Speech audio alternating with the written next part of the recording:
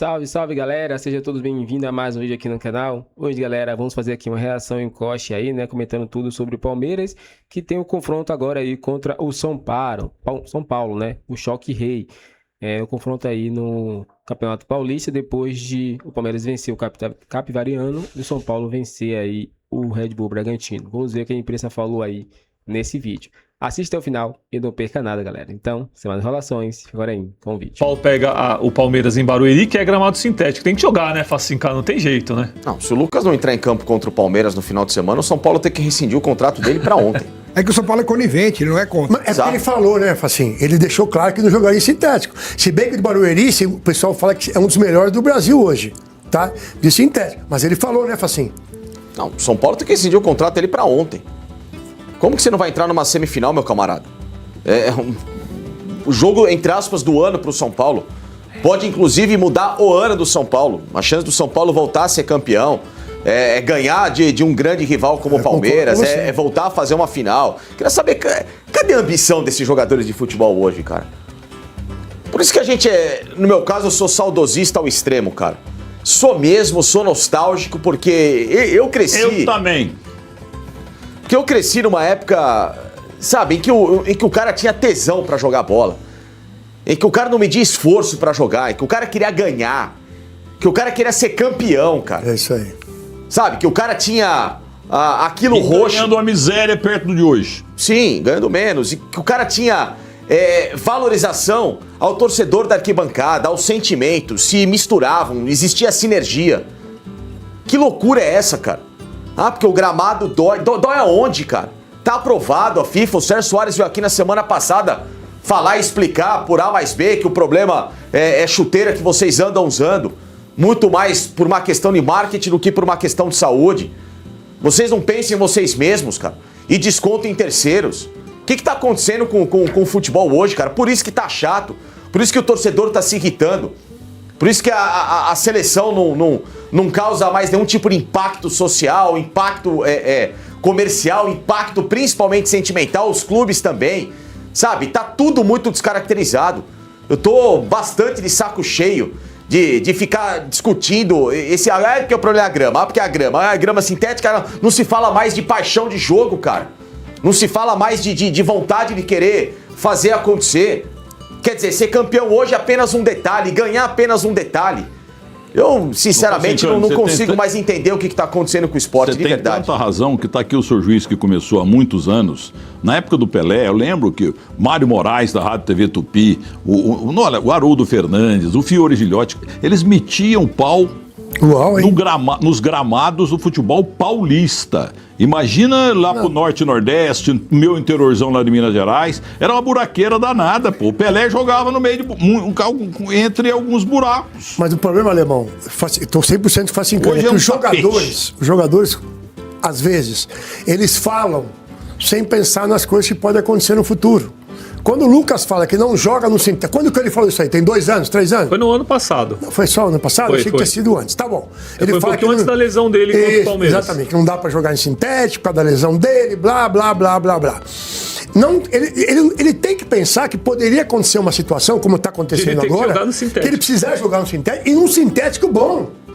E o São Paulo pode enfrentar o Palmeiras, aliás, pode não, vai enfrentar o Palmeiras no Allianz, com o novo gramado sintético, que vai ser o mais moderno do mundo. Sim. E aí vai dizer o que, Lucas? Eu vou jogar no sintético. O Caleri machucou no Botafogo. Então, o que acontece? Os jogadores precisam tomar cuidado, aí eu tô com o Facinho 100%, porque estão tendo falas...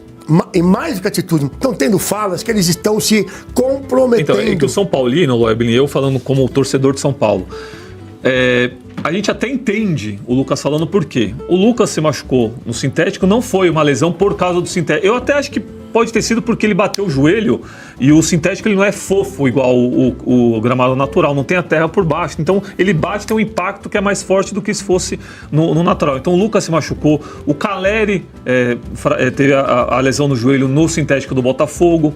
O Galopo, quando estava numa ótima fase, se machucou no campo do Palmeiras. O Ferrarese também jogando bem, torceu o joelho no campo do Palmeiras. Então o São Paulo tem esse trauma.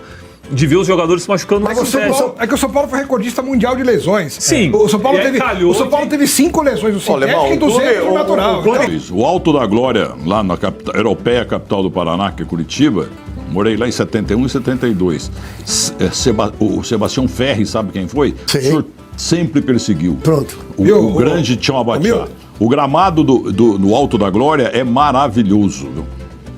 Ô Milton, eu acabei de receber uma informação aqui da mesma pessoa que ontem, à noite, me passou a tendência dos jogos das semifinais. Ele acaba de me falar que agora a tendência inverteu. O clássico domingo. O clássico deve ser domingo e o Corinthians no sábado. Então eles estão. Mas ainda não tá batido o Quais martelo. os jogos? Repita na audiência rotativa. É uma informação nova, hein? Novo Horizontino e Corinthians se enfrentam na semifinal do Paulistão e Palmeiras e São Paulo. Os 2 jogos às 8h30 da noite, isso é certeza. Só não sabe o dia de cada um. E a questão da ordem dos dias ainda está sendo definida, mas como a gente está acompanhando em tempo real e tem essa discussão das televisões, que não é só uma que detém os direitos, a Record é a TV aberta, mas tem Cazé, tem TNT, tem outras plataformas, a Amazon Prime também? O Prime é só o Brasileirão. Só as 3. Então, as 3, né? Então, como tem uma discussão entre as 3 emissoras, porque é a televisão que sempre define qual jogo vai ser em qual dia, então tá tendo uma conversa nesse processo para definir qual seria a melhor alternativa que agrade mais a todos, né? Mas vocês acham que muda muita coisa? Os 2 jogos, pra televisão, os 2 jogos vão ter audiência. Eu acho. Independente também. Mas internamente eles devem ter lá os seus motivos, né? Então, assim, ontem a informação mesmo era assim, deve ser isso. Palmeiras e São Paulo no sábado, Novo Horizontino e Corinthians no domingo. Mas às 2h30 agora tem a reunião que vai sacramentar. Mas como já tem lá nos bastidores essas conversas sendo tratadas, o bochicho desse momento é que a tendência agora inverteu, de que Novo Horizontino e Corinthians joguem no sábado e Palmeiras e São Paulo joguem no domingo. O que reforça até aquela situação do Corinthians que nós estávamos falando. É uma mudança correta. Se jogar quarta à noite contra o Cruzeiro e sábado à noite contra o Novo Horizontino, é um dia menos. E aí o Dorival tem que colocar o time sem em campo, né? Mas aí entraria São Paulo e Palmeiras também, que jogam quarta também. Sim. Então, tanto faz. O São Paulo e o Palmeiras, os 3 jogam na quarta-feira à noite. Então, quem jogar no sábado vai ser prejudicado de todo jeito. Agora, ô Facinca, e esse jogo aí, hein? Tranquilo, né? Contra o Capivariano. Fez um gol no comecinho, depois administrou, fez mais 2 para... Acho que dentro protocolar. Fez... Novidade é a estreia do Arias, isso aí. Em 4 toques na bola, você vê por que ele não pode ser banco nunca, né? Aliás, para mim até demorou para entrar em campo. Acho que o Abel segurou demais a equipe, ainda mais um jogo em que... Se o Palmeiras tem a semana, por exemplo, com o Fluminense, que vai ser um baita jogo intenso, valendo liderança de campeonato, e projetando o final de semana contra o São Paulo, virou o primeiro tempo 2-0, todo mundo viu que estava encaminhado o resultado, já dava para poupar pelo menos os principais jogadores e poder fazer essa rodagem de time aí para o longo da semana, né? Meio tempo aí para Arias, para o Lucas Evangelista, enfim, o próprio Felipe Anderson, para tentar reencaixar até outras novas peças aí futuramente. Então, para mim, eu acho que houve um desgaste excessivo no final de semana, principalmente por causa da chuva, aquela coisa arada toda, o jogo fica mais pesado e tudo mais. Então, assim, eu acho que tirando esse ponto, tá? Que eu teria adotado uma outra estratégia. Para mim, 2-0 o jogo já estava morto. Esquece, o Palmeiras vai perder o Capivariano, né? Se virasse 0-0 é uma coisa, só 1-0, mas tava um 2-0, Palmeiras sossegado. O Capivariano tentou uma chance ali, acolá, tá bom, muito mais por causa que o Kelvin também é um lateral que tem muita dificuldade, o tal do menino lá, o pontinha lá, o Baianinho, né, o ponto esquerdo lá que tava matando ele, a torto e a rodo, ele e o Murilo também, batendo cabeça, mas enfim, tirando esses detalhes, de novo aí, esse cara é extremamente decisivo, o Vitor Roque é um menino que é abençoadíssimo. Isso é demais. O Palmeiras com o Vitor Roque em campo é 1 e sem ele é 1. Não tem jeito. Exatamente. É o cara que mais muda, é o cara que mais muda a cara do time. Sim. Então, e ele é 100% do Palmeiras, Canamberga? Sim, 100% Palmeiras. Não, e você viu que vai pitar Palmeiras e Fluminense, né? Não. Jesus Cristo, porque pra aguentar Zubeldia e Abel junto vai ser um pé no saco. Porque o que o Zubeldia fez no final de semana, hein? Fala pra mim. Tem que ter uma paciência de Jó, né? O Abel tá 4x0 pro Palmeiras contra com o Capivariano. 4x0 pro Palmeiras. Ele vai reclamar com o assistente, gente. Então, mas tirando isso, eu acho que assim, fica cada vez mais... por exemplo, na coletiva o Abel fala de que vão me chamar de pardal se eu colocar o Alan por dentro. E aí eu discordo, Abel. Não vão te chamar de pardal se você colocar o Alan por dentro, porque você vai ter o John Arias pela ponta e você vai poder trazer o Arias e o Alan pra conversar ao longo do jogo. O Alan jogava assim na base, vindo por fora, pela direita, se movimenta. Você tá vendo? Quando você faz, entre aspas, as pardalices, nós aqui justificamos o porquê. Dobrar lateral, inventar jogador em posição errada, aí... você vai ficar com a pecha lá da zoeira do torcedor do Pardal. Agora, tem coisas que se você fizer pelo bem do time, você não vai ser Pardal. Aí você vai tentar justamente voltar a ser o Abel inventivo de grandes momentos.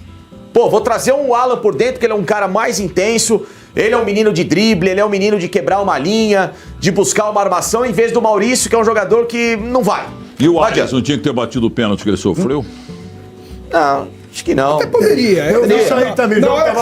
Na hora que saiu o pênalti, eu falei assim, pô, deixa o cara bater, né? Estreia, já faz um gol. Seria legal. O Andréas Pereira não tava precisando de um gol. Então na verdade, ninguém ali estava precisando de um gol. Porque tem aquele caso, às vezes, que o cara tá não sei quantos jogos. De repente, o Vitor Roque tá na cerca de 10 jogos sem marcar. Aí tem um pênalti. Pô, deixa o cara bater. Nesse caso, como não tinha ninguém precisando, o Andréas Pereira não precisa de gol. Seria legal. Um símbolo de boas-vindas, né? Seria assim, pô, bate aí, que você sofreu, entrou agora, sofreu.